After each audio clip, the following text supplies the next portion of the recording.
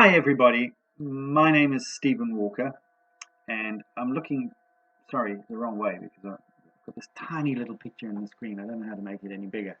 Any rate, um, I'm making this video for all the other fellow South Africans who are planning to leave South Africa. I understand your dilemma, I understand the problems involved, and I wish you the best of luck, and I hope that it all goes according to what you've planned. Now, I've decided to do this video because I've seen a lot of things online for South Africans who are leaving. Some information is very pertinent, some of it is very good, and some of it is very bad. And I think depending on where you're going to go, you'll find that the information can be very informative and some of it can be very misleading.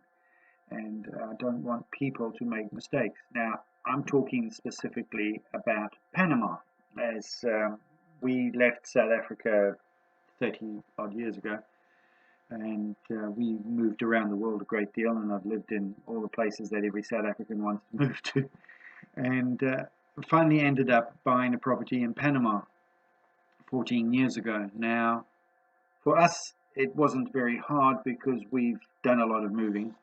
As I said, we've lived in, I left South Africa, went to Britain, from Britain I went to Australia, I was in Singapore, I met my wife who's a New Zealander, so we moved to New Zealand, then we moved back to Australia, and from Australia we moved to Panama, but I lived in Indonesia, I lived in the Seychelles, Brazil, Malaysia, Singapore, we've traveled through Central America, South America, and it's important to understand that we moved around for various reasons. I'm a horticulturalist. My wife is also a horticulturalist. I design and build gardens, so plants were always our interest and a bit of an adventure. But with two young children, we decided that we wanted to do something, a bit of an adventure, and look for a place to call home.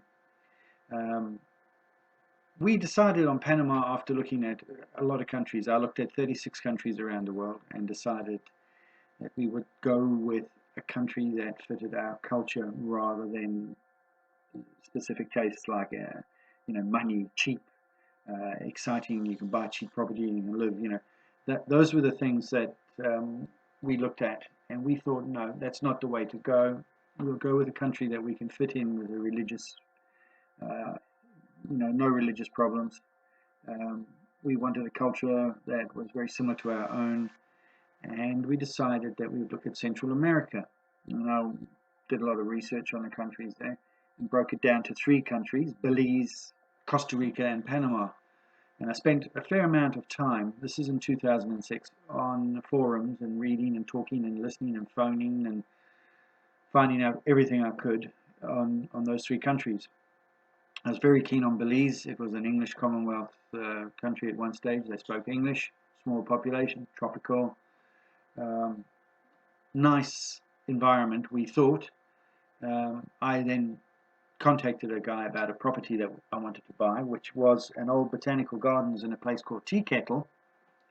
And when talking to him on the phone, he turned around and said, after the last big hurricane, they had a lot of damage.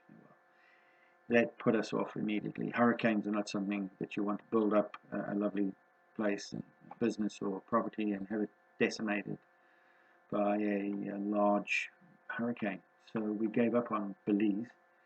I looked at Costa Rica, and I looked all over Costa Rica, and it was a fantastic place. I read about it, all the different parts and things.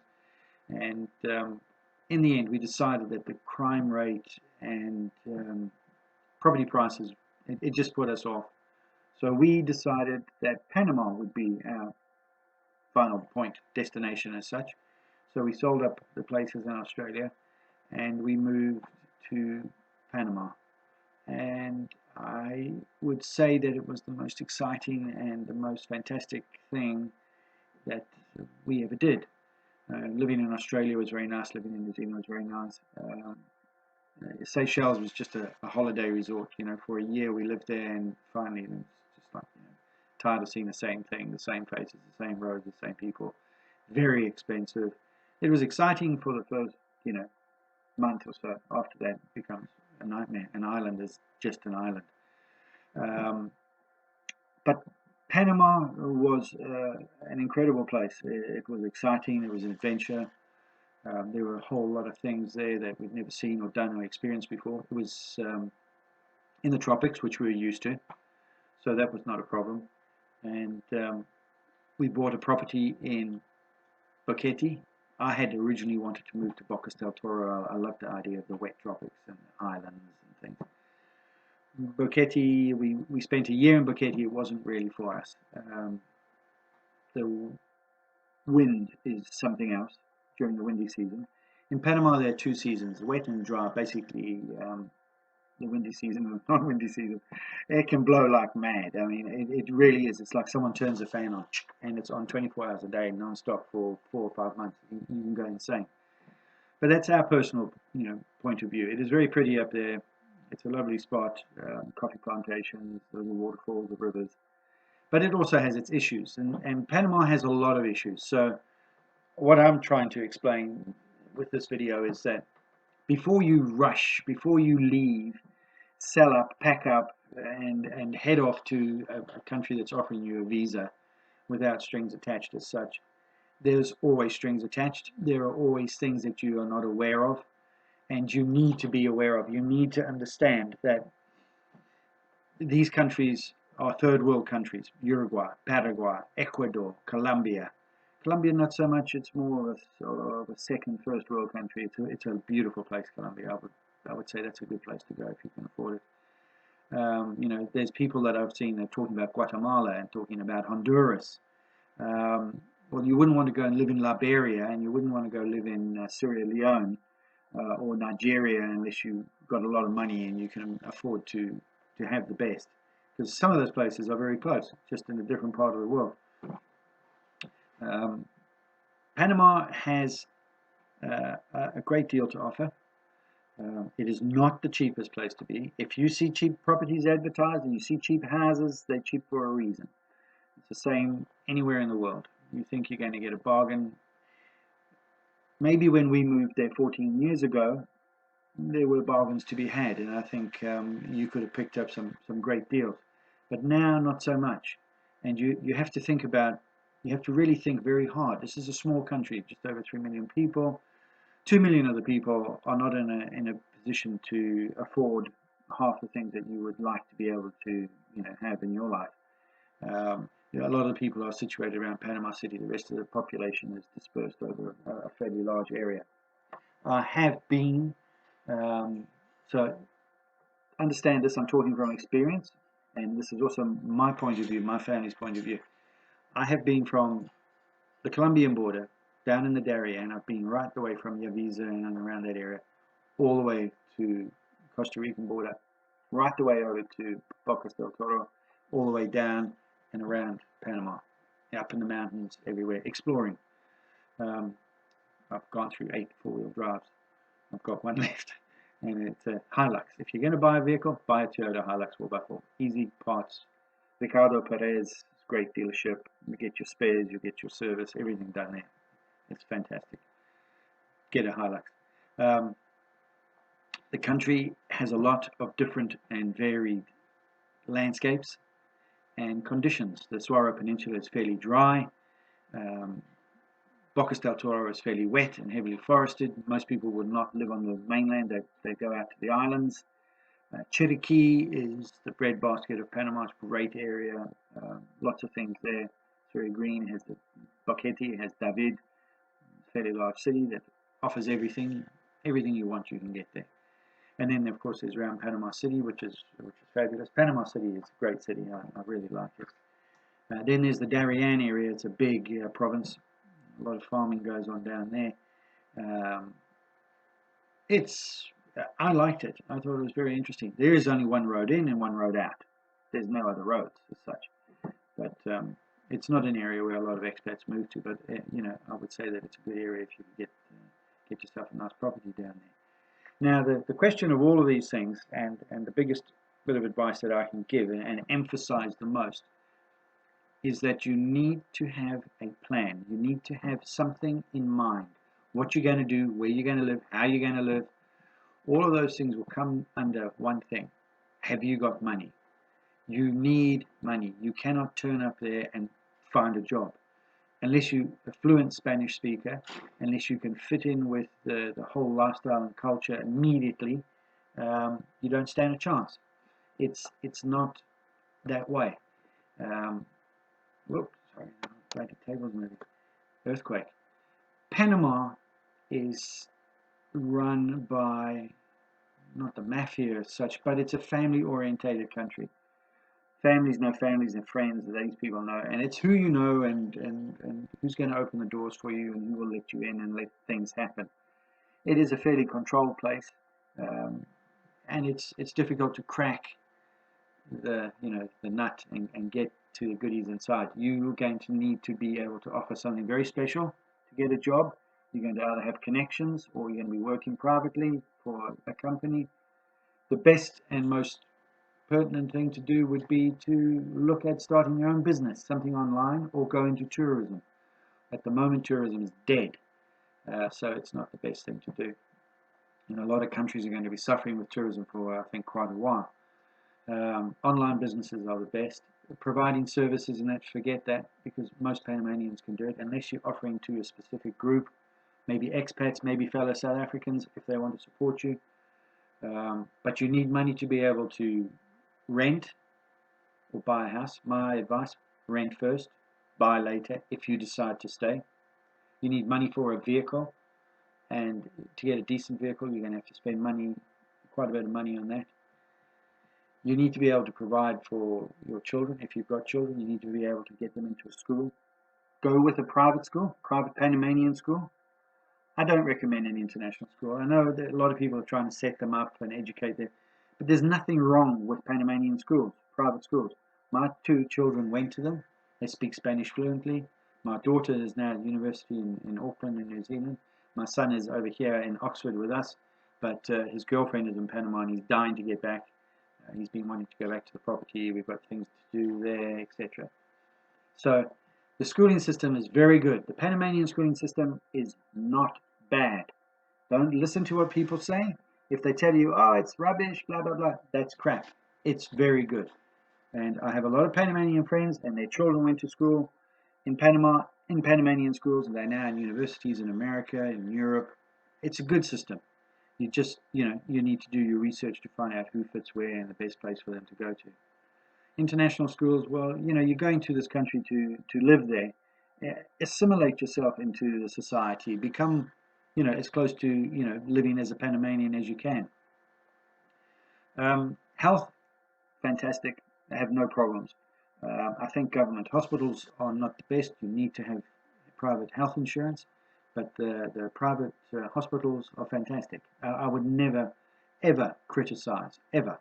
I can't fault them. I had dealings with them on various things, and they are excellent. Very well trained doctors, brilliant. Food, drink, and clothes, and everything. You can get anything you want. In Panama City, you can buy yourself a Ferrari, you can wear Hugo Boss, or you can get, workers' clothes and live very simply. You can live, sorry, excuse me. You can live cheaply in Panama, and it is possible, but you're going to then have to live at a different level than what you're used to in South Africa. And you might have to do that if you don't have a large amount of money with you. But you can get anything you want. The food is pretty good. People complain about the beef. That's crap. I mean, I lived in Zululand for a long time. We used to, the guy used to put the cow under the tree, chop it up, and hang it from the tree. I've eaten that in Indonesia and all over. So for us, it was great. The food is wonderful. We're very adaptable. We've been fortunate. We've experienced a lot. So we're not really put off. But if you're coming from Pretoria and Johannesburg and you're expecting to have checkers down the road, well, you're not going to get it. You're going to get El Rey, Super Baru, Reba Smith. You're going to get a good supermarket, good range, prices up and down depending on what you want. If you want to live on expensive food, it's expensive. If you want cheap food, you can get it. And the other things, the legal systems and that aren't bad, but don't expect preferential treatment because you are white or you're a foreigner, whether you're black, white, pink, green. Just because you're an expat does not give you special dispensation to behave like an idiot. or expect to get special treatment. You will be treated most probably a little bit harder than a Panamanian. Um, the legal system, as far as lawyers and that go, there's snakes in the grass there. You have to be very careful. Make sure you go with recommendations. There are lots of people on the internet at the moment offering all sorts of services. A couple of 100 years ago, that system, the guy would be standing on a wagon with his signs up and banners advertising his snake oil. Be very careful with who you deal with. Be very careful what offers you see. Cheap land. You can buy a farm for $30,000. Water and this and that. Crap. Absolute crap. Be very careful. I have gone and seen so many developments that have started and failed.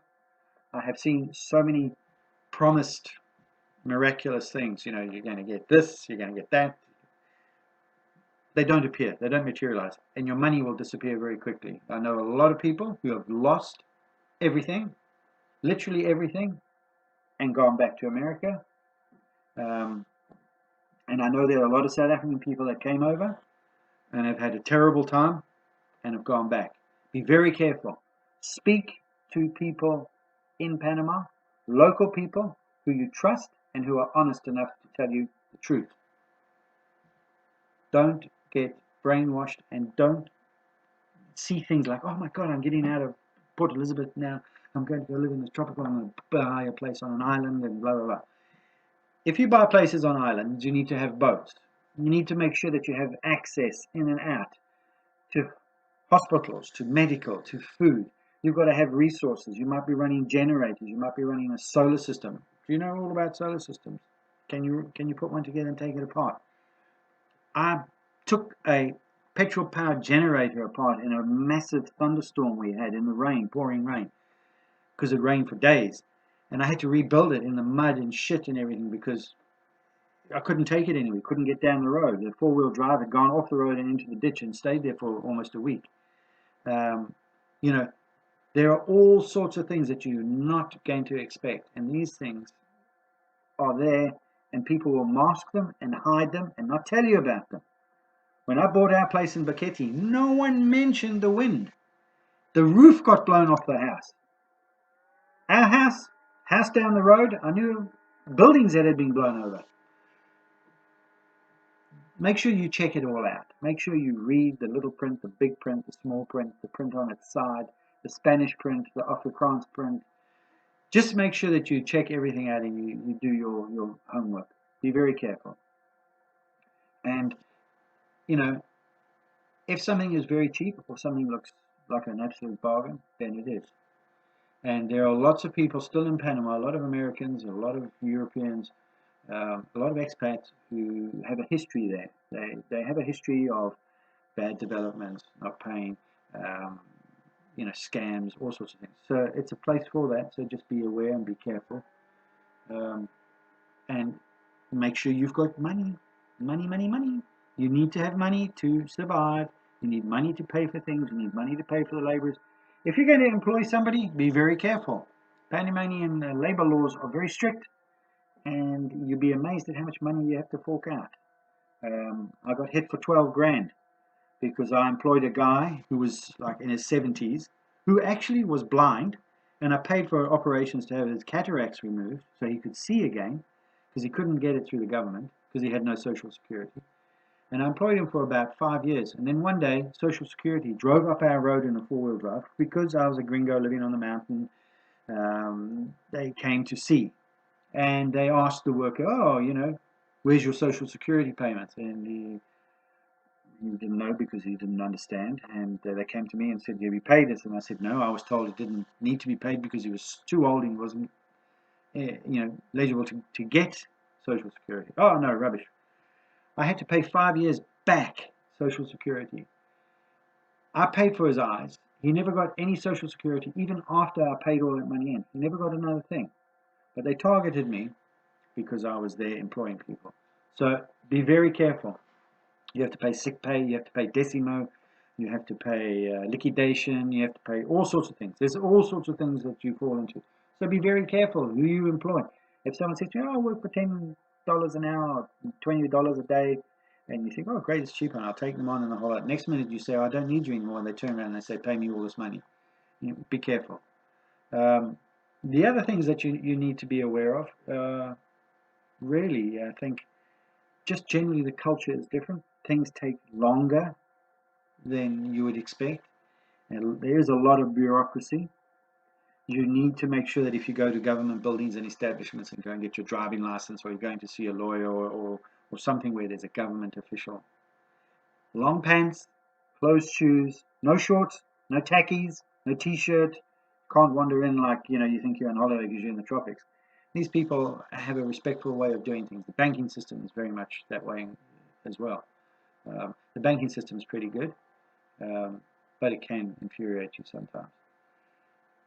Don't think that because you're an expat coming to this country that they're going to, um, what's the word, kiss your butt.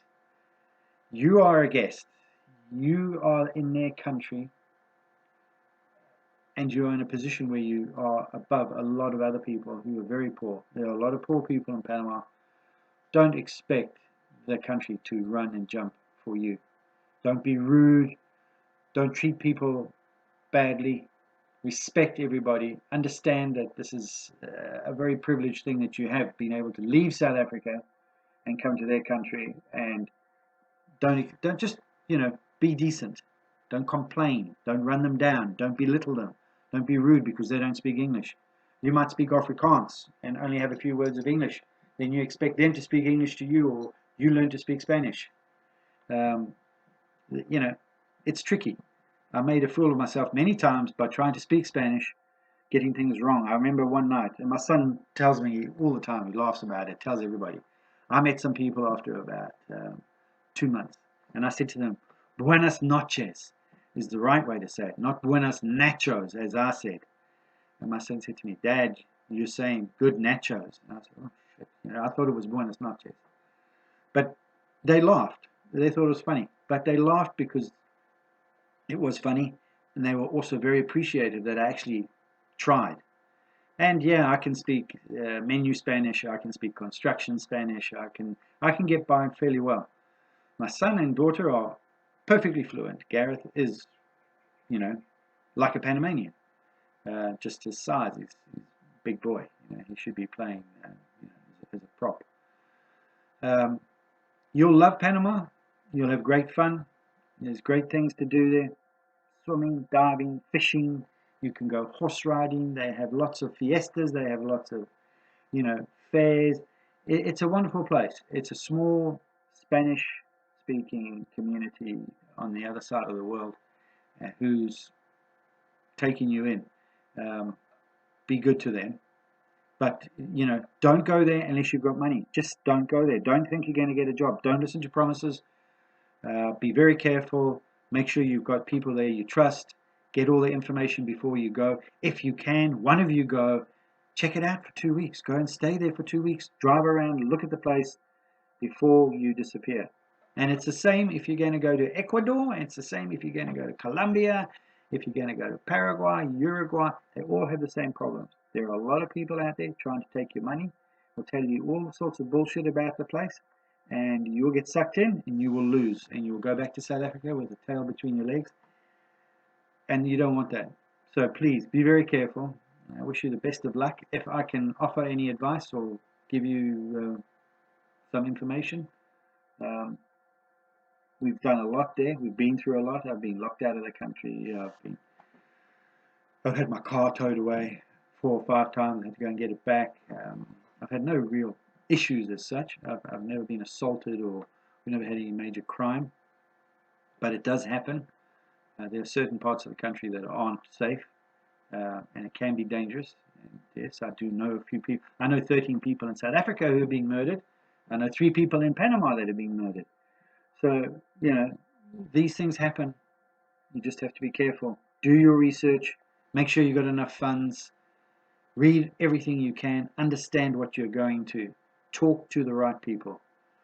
And that's all I can tell you. And good luck. Have fun. And enjoy it. You'll be very happy, I think. Take care.